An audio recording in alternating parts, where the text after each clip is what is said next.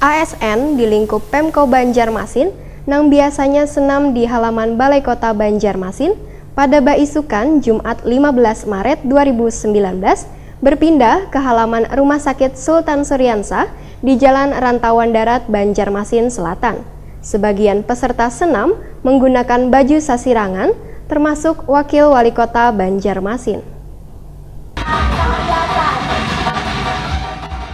ASN di lingkup Pemko Banjarmasin yang biasanya senam di halaman Balai Kota Banjarmasin pada Baisukan Jumat 15 Maret 2019 berpindah ke halaman Rumah Sakit Sultan Suryansah di Jalan Rantauan Darat Banjarmasin Selatan. Sebagian peserta senam menggunakan baju sasirangan, termasuk Wakil Wali Kota Banjarmasin Hermansah. Ini salah satu usaha atau program dari Pemko Banjarmasin untuk memasyarakatkan penggunaan pemakaian motif kain sasirangan dengan tujuan agar seluruh lapisan warga mencintai budaya, kearifan lokal, serta diharapkan dapat meningkatkan perekonomian warga, khususnya bubuhan pengrajin kain sasirangan. Senam Baisukan Jumat ini sudah menjadi program pemerintah kota untuk menyehatkan seberatan ASN sebelum menghadapi akhir pekan.